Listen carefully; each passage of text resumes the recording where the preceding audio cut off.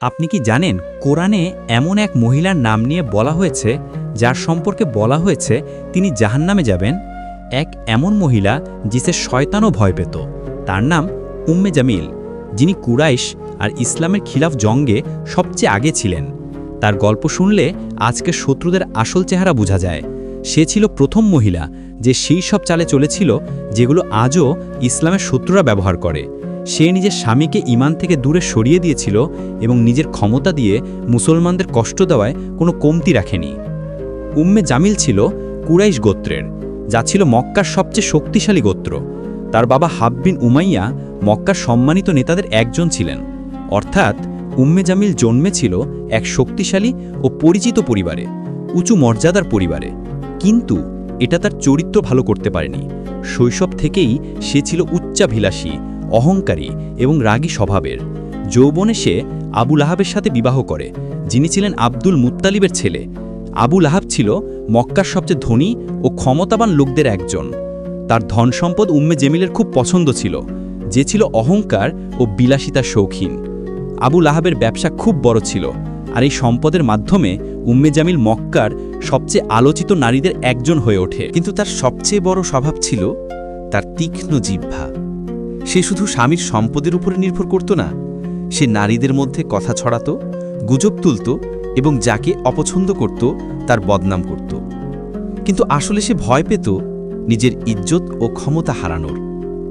যখন মক্কার লোকেরা নিজেদের ব্যবসায় ব্যস্ত থাকত, উম্মে জামিল ব্যস্ত থাকত নিজের গোত্র কুরাইশের মর্যাদা রক্ষা করতে। তার কাছে সবচেয়ে গুরুত্বপূর্ণ ছিল কুরাইশের নেতৃত্ব, বিশেষ করে উমাইয়া পরিবারের।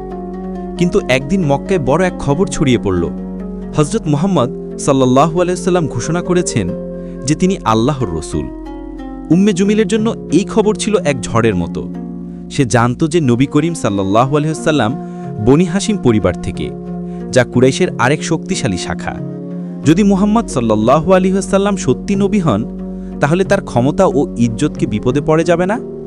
উম্মে জামিলের কাছে বিষয়টি সত্য মিথ্যার ছিল না, বরং ক্ষমতা ও নিয়ন্ত্রণের। যদি ইসলাম মক্কায় ছড়িয়ে পড়ে, তাহলে কুরাইশের শাসন বদলে যাবে এবং তার অহংকারে ভরা জগৎ ভেঙে পড়বে। এই কারণেই সে ইসলামের প্রথম দুশমন নারীদের একজন হয়ে ওঠে। তার স্বামী আবু লাহাব তো আগেই নবীর বিরুদ্ধে ছিল, কিন্তু উম্মে জামিল সেই বিদ্বেষকে আরও বাড়িয়ে দেয়। সে শুধু ইসলামের খেলাফ ছিল না, বরং সে ইসলামকে মিটিয়ে ফেলতে কসম খেয়ে নিয়েছিল। তার বিষাক্ত কথাগুলো মক্কার গলি, ঘরবাড়ি, এমনকি কাবার আশপাশ পর্যন্ত প্রতিধ্বনিত হতো। সে শুধু শত্রু ছিল না, বরং ফিতনার উৎস হয়ে গিয়েছিল। সে গুজব ছড়িয়ে বলতো মুহাম্মদ সাল্লাল্লাহু আলাইহি ওয়াসাল্লাম পাগল, জাদুকর, মিথ্যাবাদী। তার উদ্দেশ্য শুধু মানুষকে ধোঁকা দেওয়া ছিল না, বরং নবী করিম সাল্লাল্লাহু আলাইহি ওয়াসাল্লামের ইজ্জত কমানো। তার সবচেয়ে বড় শত্রু ছিলেন হযরত খাদিজা রাদিয়াল্লাহু, যিনি মক্কার সবচেয়ে সম্মানিত নারীদের একজন এবং নবীজির সর্বোচ্চ সহায়ক। উম্মে জামিল তার প্রতি প্রবল হিংসা করত। সে নারীদের খাদিজা রাদিয়াল্লাহের বিরুদ্ধে উস্কে দিত, তাদের নিয়ে হাসাহাসি করত। কিন্তু হযরত খাদিজা রাদিয়াল্লাহের সত্যবাদিতা ও ধৈর্যের সামনে সে কিছুই করতে পারেনি। সে নারীদের হুমকি দিত, যদি তোমরা খাদিজার সাথে দেখা করা বন্ধ না করো, তাহলে তোমাদের সমাজ থেকে বের করে দেওয়া হবে। কিন্তু হযরত খাদিজা রাদিয়াল্লাহু ধৈর্য ও মর্যাদার সাথে জবাব দেন। উম্মে জামিল শুধু কথাই নয়, কর্মেও মুসলমানদের কষ্ট দিত। সে সেই পথগুলোতে কাঁটা ও পাথর ছড়িয়ে দিত, যেখানে নবী করিম সাল্লাল্লাহু আলাইহি ওয়াসাল্লাম হেঁটে যেতেন। সে লোকজনকে মুসলমানদের সাথে ব্যবসা বন্ধ করতে উস্কাত। একদিন নবী করিম সাল্লাল্লাহু আলাইহি ওয়াসাল্লাম কাবার পাশে নামাজ পড়ছিলেন। আবু লাহাব ও উম্মে জামিল লোকদের হুকুম দিল তার উপর নোংরা ফেলে দিতে, কিন্তু তারা যতই চেষ্টা করত, ইসলাম ততই দ্রুত ছড়িয়ে পড়ছিল। এতে উম্মে জামিল পাগলামির চরমে পৌঁছে যায়। এখন আর মিথ্যা বা অপবাদে কাজ হচ্ছিল না, তাই সে নবী করিম সাল্লাল্লাহু আলাইহি ওয়াসাল্লামকে হত্যা করার ষড়যন্ত্র করল। বহু বছর ধরে উম্মে জামিল ইসলামের দুশমন ছিল। অবশেষে তার নাম কোরআনে লিপিবদ্ধ হল একটি অভিশাপ হিসেবে। সূরা মাসাদ নাজিল হল, যেখানে আবু লাহাব এবং তার স্ত্রী উম্মে জামিল দুজনের উপরই লানত করা হয়েছে। আবু লাহাবের 2 হাত ধ্বংস হোক এবং সেও নিজে ধ্বংস হল। তার ধন সম্পদ এবং যা কিছু সে কামাই করেছিল, কোনো কিছুই তাকে কোনো উপকার দেবে না। সে জ্বলন্ত আগুনে পোড়াবে এবং তার স্ত্রী যে কাঠ বয়ে আনত, তার গলায় থাকবে মোটা কাটার দড়ি। এই আয়াত উম্মে জামিলের জন্য এক স্থায়ী অভিশাপ হয়ে গেল। যখন এই সূরা নাজিল হল, উম্মে জামিল পাগলের মতো রাগে ফেটে পড়ল। সে একটি বড় পাথর নিয়ে নবী সাল্লাল্লাহু আলাইহি সাল্লামকে আঘাত করতে বের হলো। সে মসজিদে হারামে পৌঁছল, যেখানে নবী করিম সাল্লাল্লাহু আলাইহি সাল্লাম এবং হযরত আবু বকর রাদিয়াল্লাহু তাআলা আনহু বসেছিলেন। কিন্তু আল্লাহ তাআলা নবী করিম সাল্লাল্লাহু আলাইহি সাল্লামকে তার চোখের আড়াল করে দিলেন। উম্মে জামিল চিৎকার করে বলল, তোমার সাথী কোথায়? আমি তাকে মারতে এসেছি, সে আমাদেরকে একে অপরের শত্রু বানিয়ে ফেলেছে। এত বলেই রাগে পাথর ছুঁড়ে সেখান থেকে চলে গেল। কিন্তু তার শেষ পরিণাম আল্লাহর ফয়সালায় ইতিমধ্যেই নির্ধারিত ছিল। আবু লাহাব ও উম্মে জামিল মুসলমানদের উপর অত্যধিক জুলুম করেছিল। তারা মুসলমানদের বিরুদ্ধে অর্থনৈতিক ও সামাজিক বয়কট চালিয়েছিল, যার কারণে দীর্ঘ ৩ বছর মুসলমানেরা ভয়াবহ কষ্ট ভোগ করেছিল। কিন্তু শেষ পর্যন্ত আবু লাহাব এক ভয়ানক রোগে আক্রান্ত হয়ে মারা গেল। এত নোংরা রোগ যে কেউ তার কাছে পর্যন্ত যায়নি। সে একা ব্যথায় কাতর হয়ে মৃত্যুবরণ করল। তার স্ত্রী উম্মে জমিল, যে সবসময় তার পাশে থাকত, সেও তাকে ফেলে রেখে চলে গেল। শেষে কিছু লোককে টাকা দিয়ে তার লাশ গর্তে ফেলে তার উপর পাথর চাপা দেওয়া হলো।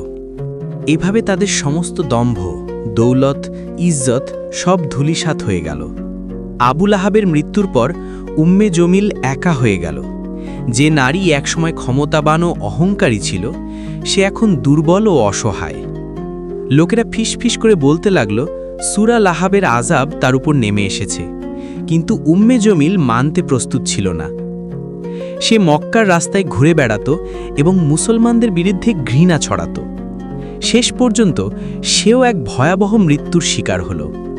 কিছু রেওয়ায়েতে আছে সে পাথরের নিচে চাপা পড়ে মারা যায়, আর কেউ কেউ বলেন গলায় দড়ি পেঁচিয়ে তার মৃত্যু হয়। এভাবে সূরা আল মাসাদের এই আয়াত, তার গলায় থাকবে রেশমহীন কাঁটার দড়ি, হুবহু সত্য প্রমাণিত হল। উম্মে জমিল ও আবু লাহাব ইসলামের সবচেয়ে বড় শত্রুদের মধ্যে ছিল, কিন্তু শেষ পর্যন্ত আল্লাহর শাস্তি থেকে তারা বাঁচতে পারেনি। তারা ভেবেছিল তাদের দৌলত, অহংকার, সম্মান তাদের রক্ষা করবে, কিন্তু তাদের সমাপ্তি হল অপমান, যন্ত্রণা এবং আযাবের মধ্যে। এই গল্প শুধু তাদের পরিণাম নয়, বরং কিয়ামত পর্যন্ত প্রত্যেক জালিম ও অবিশ্বাসীর জন্য একটি কঠোর সতর্কবাণী। হে আল্লাহ, আমাদেরকে তাদের মতো করো না যাদের হৃদয় আবু লাহাব ও উম্মে জমিলের মতো মোহরবন্ধ হয়ে গেছে। আমাদেরকে বিচার বিবেক, আমানতদারি, ভালো চরিত্র সহ নবী করিম সাল্লাল্লাহু আলাইহি ওয়াসাল্লামের পথে চলার তৌফিক দাও। আমাদের হৃদয় থেকে অহংকার, হিংসা, ঘৃণা দূর করে দাও। আমাদেরকে সরল পথে অটল রাখো। আমিন।